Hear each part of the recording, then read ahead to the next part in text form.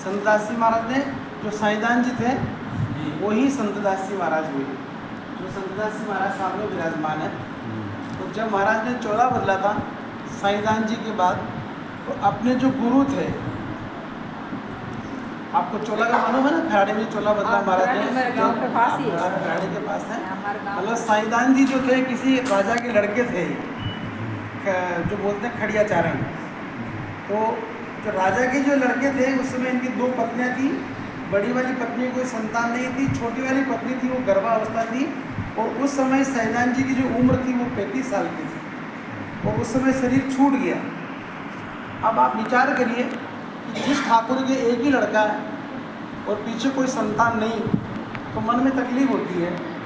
तो गांव में एक तकलीफ हुई कि हमारे राजा के कोई लड़का भी नहीं है, पीछे क्या पता क्या होगा। आखिर में मुर्दे को दाह संस्कार के लिए शमशान में ले जाते हैं, तो लोग शमशान की तैयारी कर ले जाने की। तो जब लकड़ियाँ डालने गए तो वहाँ पहले से कोई एक फ़कीर बैठे थे। वहाँ शमशान में पहले से कोई फ़कीर बैठे थे। उन्होंने पूछा कि भाई इस गांव में क्या हुआ। तो बोले कि हमारे गांव के जो ठाकुर हैं उनका एक ही लड़का है और वो शांत हो गया, पीछे भी कोई बाल बच्चा नहीं है। ये चर्चा उन संतों के बीच में और उन ग्रामीणों के बीच में चल रही थी। उसी समय साईदान जी को जलाने के लिए लोग शमशान में ले गए। तो उन महात्मा ने कहा कि यदि ये मुर्दा फिर जिंदा हो जाए तो लोगों ने कहा महाराज शांत हुए, 2 दिन हो गए, अब थोड़ी जिंदा होता है। लेकिन देखो तपस्या का प्रभाव है। और तो जो फ़कीर थे उन्होंने कहा कि इस मुर्दे को आप पीछे रख दो, सफ़ेद पर्दा कर दो और आप सब बाहर बैठ के राम नाम का भजन करो। वो सब बाहर बैठ के राम नाम करने लगे और वो जो संत थे वो अंदर पर्दे के अंदर गए और भजन के प्रताप से अपनी आत्मा साईदान जी में रखकर अपना शरीर छोड़ दिया। ये 1699 की बात है। और 7वां चोला बदला था महाराज ने। अब जब साईदान जी ने चोला बदला, लेकिन आत्मा तो महापुरुषों की थी और जिसके लिए चोला बदला, तो महाराज ने विचार किया कि यदि मैं यहाँ रहूँगा तो मुझे जो प्राप्त करना वो प्राप्त नहीं होगा। तो साईदान जी ने बिना बताए घर बार सब छोड़ दिया और उनके गुरुजी थे नारायण दास जी महाराज जूनागढ़ में। तो महाराज जी वहाँ पधार गए और गुरु को प्रणाम किया। तो गुरु भी इतने प्रभावशाली कि शिष्य आत्मा शरीर बदल करके आया। तो गुरु ने पहचान लिया कि ये फिर चोला बदल करके आया, ये फिर चोला बदल करके आया। तो कहते हैं कि साईदान जी को एक फल दिया और उस फल को खाने से साईदान जी 12 वर्ष तक एक जगह बैठे रहे। और 12 वर्ष में न तो कभी उठे, न कभी पानी पिया, न कभी जल पिया, कुछ नहीं, एक अवस्था में। और 12 वर्ष तक नारायण दास जी महाराज चले गए ब्राह्मण में। और जब लौट करके आए तो जिस अवस्था में छोड़ करके गए वैसी ही अवस्था में साईदान जी बैठे थे। पूरे शरीर पर मिट्टी लग गई थी, केवल राम राम की आवाज़ आ रही थी। तो फिर नारायण दास जी महाराज ने विचार किया कि तू तो पहले भी संतों का दास था और अभी तेरे मन में संतों का दास बनने की इच्छा है, इसलिए मैं तेरा नाम संत दास रखता हूँ। इस समय आपका नाम संत दास है। तो साईदान जी संत दास जी के रूप में आए।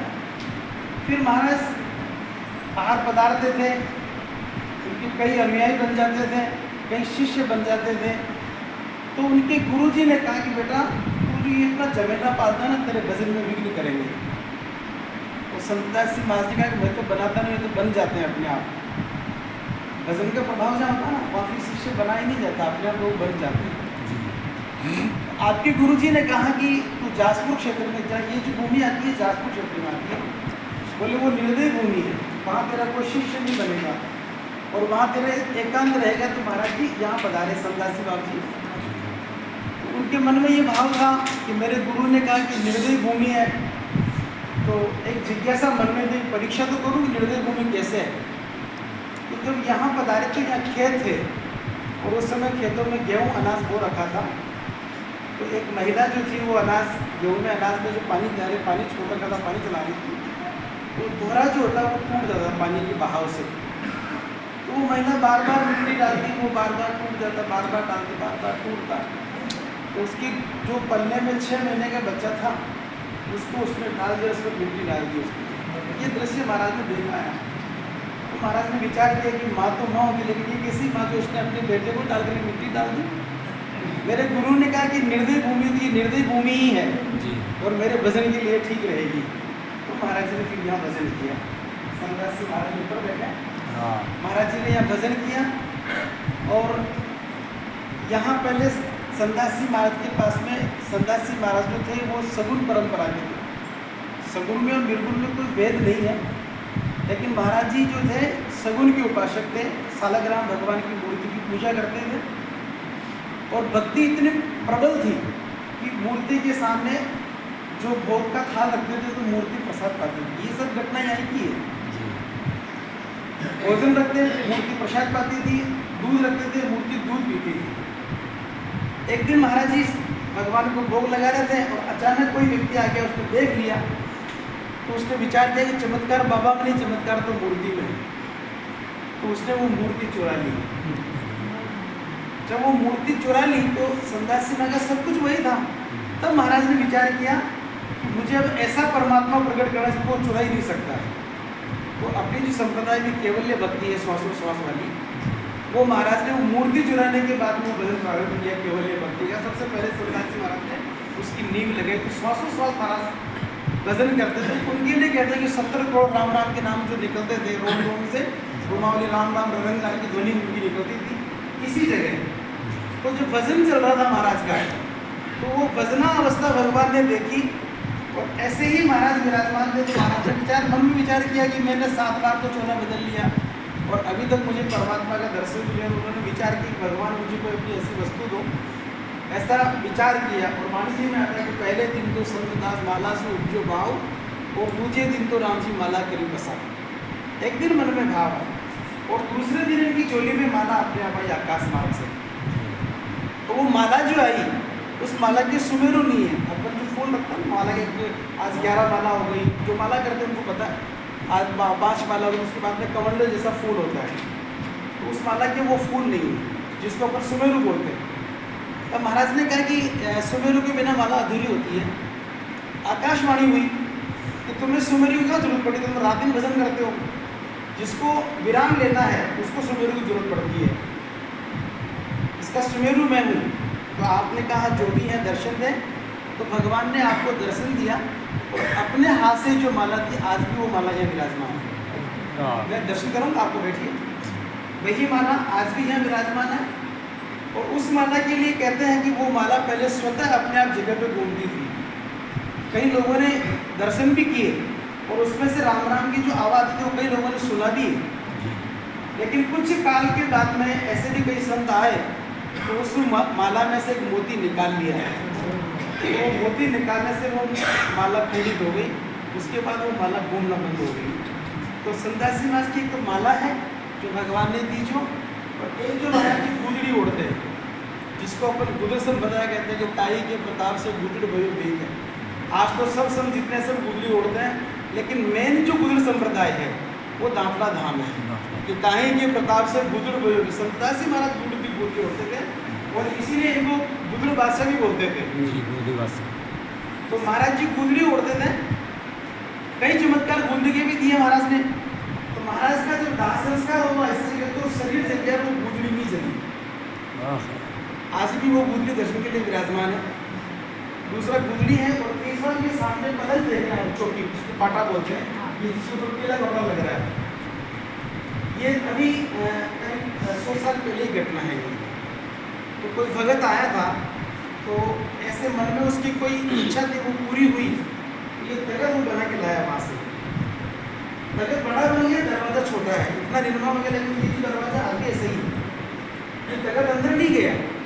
4 आदमी ने उठा करके रखा तो अंदर नहीं गया। तो उस भक्त की भी इतनी प्रबल भावना थी कि यदि अंदर नहीं जाएगा तो मैं तो अन्न लूँगा न जल पीऊँगा। भूखा और प्यासा बैठा रहा वो 10 दिन तक। तब महाराज ने विचार किया कि 10 दिन से भूखा है, और महापुरुष तो बहुत कृपालु होते हैं, बहुत दयालु होते हैं।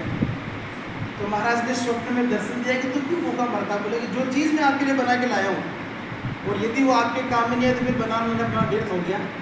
तो महाराज ने फरमाया कि तू बैठ भजन कर, तेरी इच्छा पूरी होगी। वो यहाँ भजन कर रहा था। ये जो तगत है यहाँ से बिना आपने आप अंदर उठाए अंदर गया है। इस दरवाजे में स्वतः गया है, इसको किसी ने उठा के नहीं रखा और उसके बाद वापस बाहर भी नहीं निकला है। तो तीसरा ये तगत है महाराज का। और एक कमंडल है ये संतासी महाराज जी का। वो कमंडल में महाराज जी ने एक बार जल भरा और जब तक शरीर रहा सबको जल पिलाते थे, मनुष्य पशु पक्षी जो भी हो, लेकिन जल कभी खाली नहीं हुआ। तो 4 चीज़ें महाराज के आज भी विराजमान है। माला है, गुदड़ी है, तगड़ है और ये कमंडल है। और एक जो सामने वो फोटो देख रहे हैं महाराज के स्वरूप के ऊपर जो महल बना हुआ, ये जो महल है ये मंदिर महल नहीं, ये दिल्ली की जामा मस्जिद है। जिस समय बादशाह जहांगीर मुगल सल्तनत का शासक हुआ था, महाराज जी दिल्ली बजा रहे थे 87 बार जी आने से पहले, तो मस्जिद के बाहर बैठ के जब महाराज गजन कर रहे थे, बादशाह जहांगीर, अब देखिए जो बड़ा आदमी होता है ना वो अपने आप को उसका बड़ापन दिखाता है जी। आप कभी भी नोट करना, सामान्य व्यक्ति हो जिसके पास थोड़ा सा पैसा आ जाएगा ना, फिर वो अपने आप को बताएगा मैं इतना बड़ा हूँ, ठीक है बताना चाहिए। लेकिन जब अपने गुरु के यहाँ जाते हैं, अपने मालिक के यहाँ जाते हैं, भगवान के मंदिर में जाते हैं, तो उनको क्या दिखाना कि मैं बड़ा हूँ। तो वो बादशाह है, ठीक है भारत देश का बादशाह है, तो वो जब उसकी बंदगी करने जा रहा था, नमाज पढ़ने जा रहा था, तो वो हाथी के ऊपर बैठ के नमाज पढ़ने जा रहा था। तो महाराज ने विचार किया, और ये बादशाह के लिए नहीं था, हम सबके लिए भी था जी जी, कि ये अपने मालिक के यहाँ आया, इसको कितना अभिमान है कि मैं बादशाह हूँ, लेकिन ये जहाँ जा रहा है तो बादशाह का भी बादशाह, बाप का भी बाप, उसको क्या दिखाना कि मैं बादशाह हूँ। तो उसकी बुद्धि को ठीक करने के लिए महाराज ने उस मस्जिद को हाथी से ऊपर उड़ा दिया। वो मस्जिद जो थी वो हाथी से भी ऊपर चली गई, तो बादशाह चकरा गया, बोले ये क्या हो गया, चूल्हे पत्थर का मकान भी उठने लगे। ये मतलब बुद्धि में बैठने वाली बातें नहीं है, हम कलयुग में जी रहे हैं, पराक्रम है ना। और भजन को, परमात्मा को, गुरु को बुद्धि से कभी पहचान नहीं सकते। बुद्धि का छोटी सी बुद्धि है, और गुरु का, परमात्मा का स्वरूप कितना बड़ा होता है।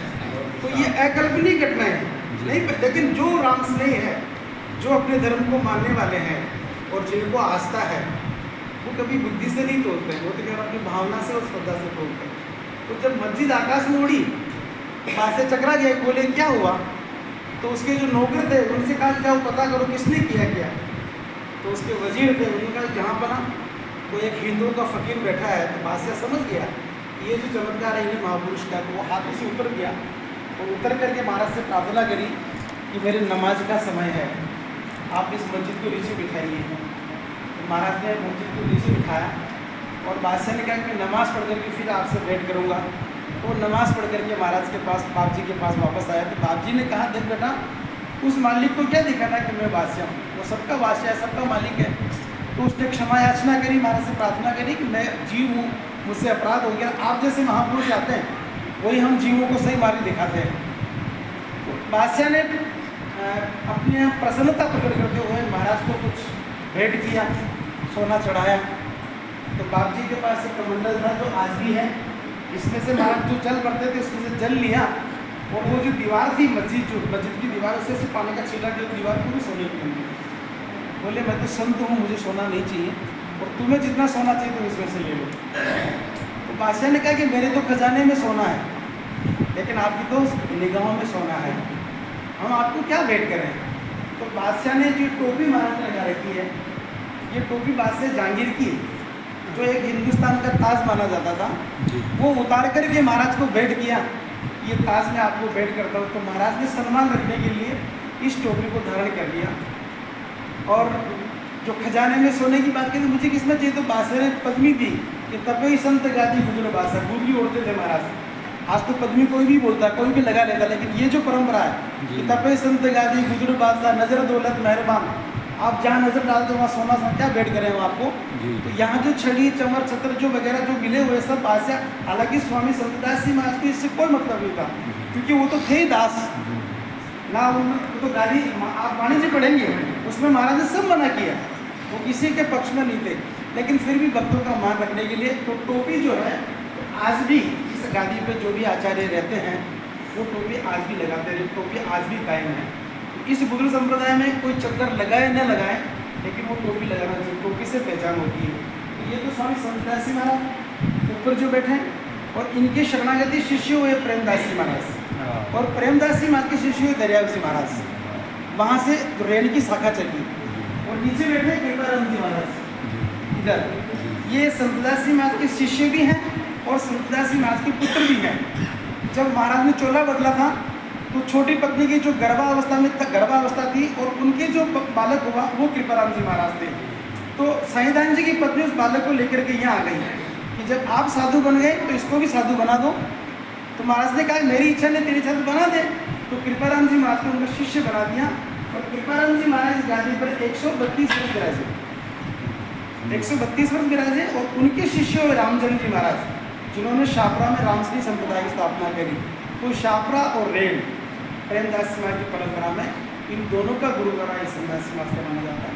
आप बैठिए, मैं माला की भी दर्शन करूँगा, बूंदी के दर्शन करूँगा और बैठे दर्शन करें। बोले स्वामी जी श्री संतदास जी महाराज ने धन्य हो, धन्य हो।